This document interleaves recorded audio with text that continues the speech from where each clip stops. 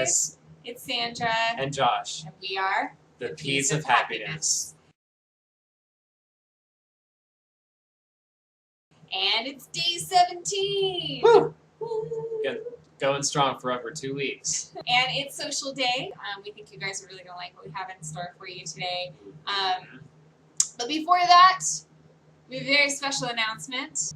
Josh and I have just gotten the Peas of Happiness Patreon set up. So you can become a member of our Pea Pod. And you can earn rewards for supporting us. We quit our real jobs, and we've dedicated ourselves 100% to the animals since then, trying to put out content literally every single day. We haven't skipped a beat. We have every intention of keeping that up. For as long as possible. And you can help make that forever if you want to. So please help us out on that. So, without further ado, we have a very cool, exciting video for you guys about the social lives of animals. And we figured, what better non-human animals to talk about than the ones we know best? Our 4 furry boys are kittens. And they're all pretty big, but they're all kittens. They're all kittens. All animals are kittens. There's like aviary kittens and canine kittens, aquatic kittens. They're all kittens.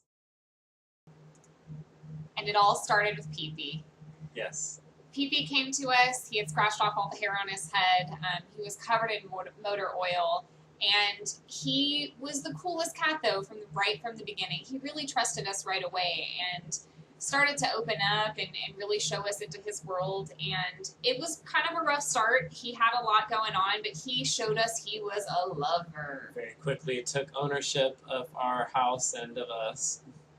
And he showed us that he really desired affection, and he really wanted to be with us all the time. He started opening up and showing us his quirks right away. He's a very weird little guy. And what was really cool was that even with all of his, neat little quirks and his demanding personality, he really likes to bite phones, he came through all of his adversity on the other side and became this big, majestic beast, as you can see. Yes. And, started to bond not just with Josh, but with me too, although you can tell he really likes Josh more. He's a daddy's boy. And he's very photogenic when he wants to be, until he's not. My left eye sees the future. The right eye sees the past. But he came out of everything as a very resilient, very social cat. And so everything was going great with Pee-Pee. And then, of course, we have Jupiter come into our lives. My little sister found Jupiter in a movie theater parking lot, and then he came to us as I was skimpy and infected, and he was very, very timid. Even at the sound of the TV, he would go running, but he quickly came out of his shell. He was very trusting of us from day one, and was really excited to meet Pee-Pee as well. Yeah. Other people took a long time. We actually used to, at every social gathering, he would hide in the bathtub, and we would put a little name tag on the bathtub that said, "Hello, my name is Jupiter. Please pet me. I do okay with one-on-one interaction." And that was how we got him used to other human beings. When he was a kitten, he never, ever stopped moving. It was really hard to get good pictures of him, but he really wanted to be with Pee-Pee, and that was super apparent. He basically just followed him around, even when it was totally annoying for Pee-Pee. He didn't know how to play with him, but he tried, and it was awkward, and he got in his space, but they quickly learned from one another. And we were a little bit worried at first, Pee-Pee being this big male cat, not really knowing how he was going to interact with Jupiter and how he was going to take to having a kitten that was so needy. But he really surprised us. He took on such a mothering role, really from day one, and started trying to show Jupiter the ropes and teach him how to be affectionate and how to cat, basically. And after a certain point, they were inseparable. best friends. I mean, they showed a type of affection that was really, really beautiful, and you could tell that they had both been lonely. They had both seen some stuff outside. And, you know, one day Jupiter went from being this timid little kitten to being, you know, more active, and he took on PP's role of really trying to be affectionate and show his love and show his affection to us as well. So, you know, he was weird He's and quirky. He's a little oddball too. And you know, through all of his quirks, he started winning over everyone, and so, you know, we had this kind of harmony going on, and just as things, you know, really started to settle down, Jupiter was really starting to get socialized. That was when Fritz came into our lives, and Fritz kind of just demanded to be in our lives from day one. He was super, super emaciated. He showed up at 5 a.m. at our doorstep, which is inside of a building in our apartment complex, and super demanding, really confident, really trusting, and just so positive, like our other boys. All he wanted was affection. All he wanted was to be close to people. All he wanted was to be loved. And it actually took a little while, especially for Jupiter, to warm up to the idea of having another baby in the house. But Fritz was so cool from day one. He's just as quirky as the other boys. He's super, super weird. And so we knew he'd eventually start getting along with everyone, so we weren't too worried about it. Jupiter was also not happy with Fritz's vet visits. He was a little bit more sickly, and every time he came home from the vet smelling like the vets, Jupiter was upset, period. And but they learned to play together. They were frenemies for a while, despite their rivalry going on. And so, you know, eventually things mellowed out when Fritz employed the method of just slowly approaching Jupiter, and he got closer and closer and closer. Until one day Jupiter just kind of submitted to his love.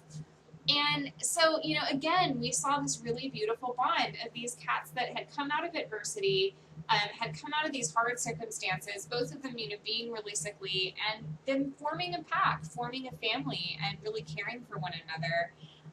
We really, you know, became a huge family, and they learned so much from one another, and we learned from them.